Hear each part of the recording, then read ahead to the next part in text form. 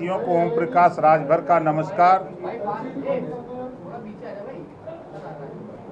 बहुत चर्चा पर चर्चा इधर 3-4 दिन से हम लोग आपके बीच में, मैं खुद नहीं था, आप लोग घबरा रहे थे कि राजभर जी किधर चले गए। देखिए, लंबे समय से हम लोग महात्मा ज्योतिबा फूले, छत्रपति साहू जी महाराज, बाबा साहब डॉक्टर अम्बेडकर के विचारों को, जो इन महापुरुषों ने 106 साल संघर्ष करके वंचित, पिछड़े, दलित, अल्पसंख्यक वर्ग के जो निचले पायदान पे खड़े, जिस बात को पंडित दीनदयाल उपाध्याय ने भी कहा था कि जो निचली पायदान पे व्यक्ति है उसको ऊपर लाने का प्रयास हो, उस लड़ाई को हम लोग आज लगभग 20 साल से लड़ रहे हैं। सुहेल देव भारतीय समाज पार्टी बनाकर हम लोग लड़ रहे हैं। बराबर हम उनके हक, अधिकार, सम्मान की बात, जो बाबा साहब डॉक्टर अम्बेडकर, महात्मा ज्योतिबा फूले, छत्रपति साहू जी महाराज, पंडित दीनदयाल उपाध्याय, जो उनके सोच थे, उस सोच को आगे बढ़ाने के लिए इधर राष्ट्रपति जी का चुनाव आया, बड़ी चर्चा हुई। हमने अपनी पार्टी के नेताओं से बातचीत की, अपने 6 विधायकों से बातचीत की।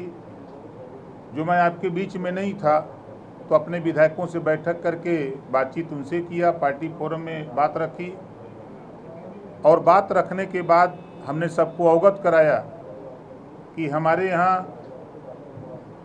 उत्तर प्रदेश के मुख्यमंत्री माननीय योगी आदित्यनाथ जी ने हमको बुलाया, और 8 तारीख को मैं डिनर पार्टी में गया, और वहाँ माननीय मुख्यमंत्री जी और द्रौपदी मुर्मू जी और तमाम साथियों की तरफ से ये मेरे सामने बात रखी गई कि आप वंचित, पिछड़े, दलित, अल्पसंख्यक की बात करते हो। तो द्रौपदी मुर्मू जी ने खुद कहा कि मैं सबसे निचली पायदान से आती हूँ।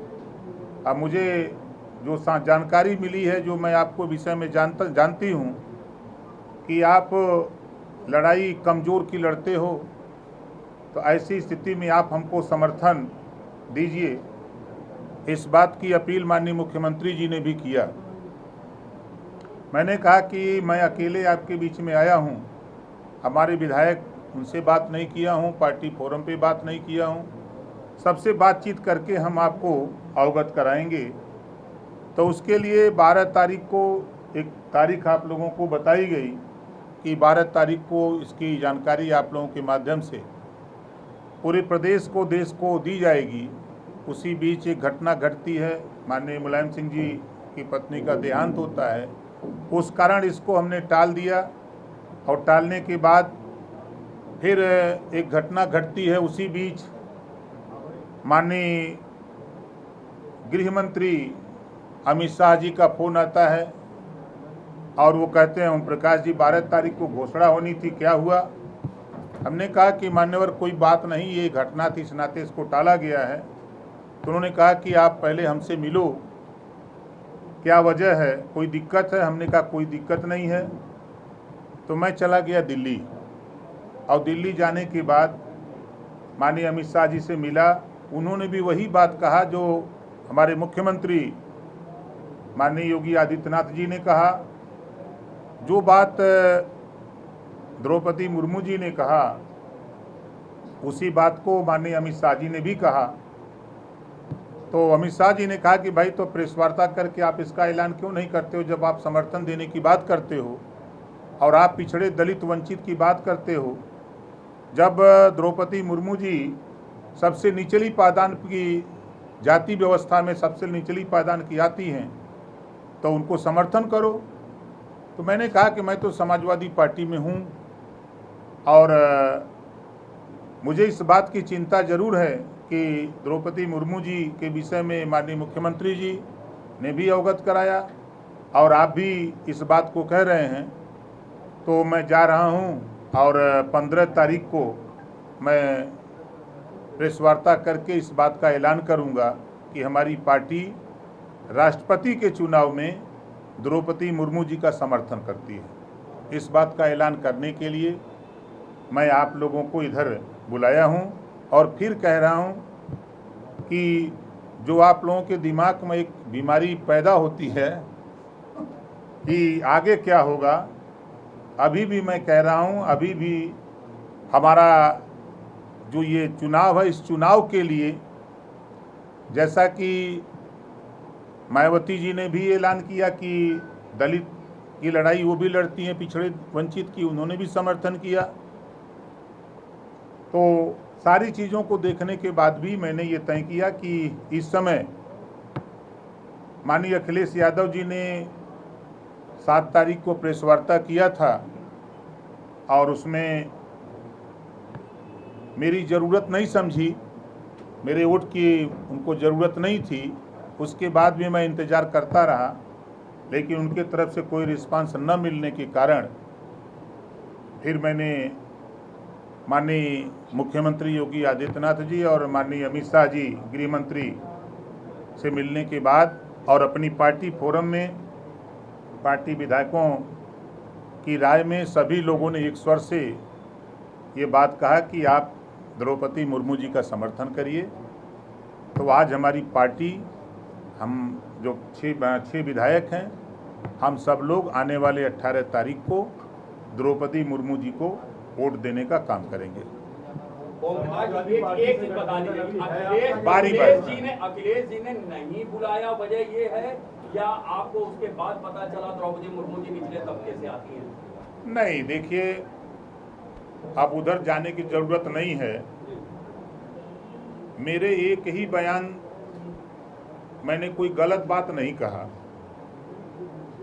एसी से बाहर निकल करके लड़ने की बात, उनके जो नवरत्न लोग हैं, नवरत्न में एक रतन जो टीवी पर आके बोलते हैं, उन्होंने इस बात को मैसेज दिया जब मैंने बयान दिया कि एसी के कमरे से निकलकर बाहर अपने पार्टी के नेताओं और जनता के बीच में जाना चाहिए। इसके पीछे हमारा मकसद था कि देखिए, यूनिवर्सिटी में जो प्रोफेसर होते हैं, अब प्राइमरी स्कूल में जो मास्टर होते हैं, हम तो प्राइमरी स्कूल के मास्टर हैं।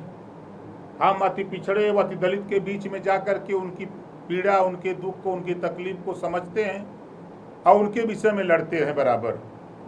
इसी बात को मैंने यूनिवर्सिटी के प्रोफेसर को समझने के लिए, अगर मैं ये बात कहता तो लोगों को नहीं समझ में आती, लेकिन यूनिवर्सिटी के जो प्रोफेसर लोग हैं उनको समझाने के लिए मैंने कहा कि एसी से बाहर निकल करके जनता के बीच में जाकर के अपने पार्टी संगठन को मजबूत करने की ज़रूरत है। इस बात को लेकर के उधर से मैसेज मिला।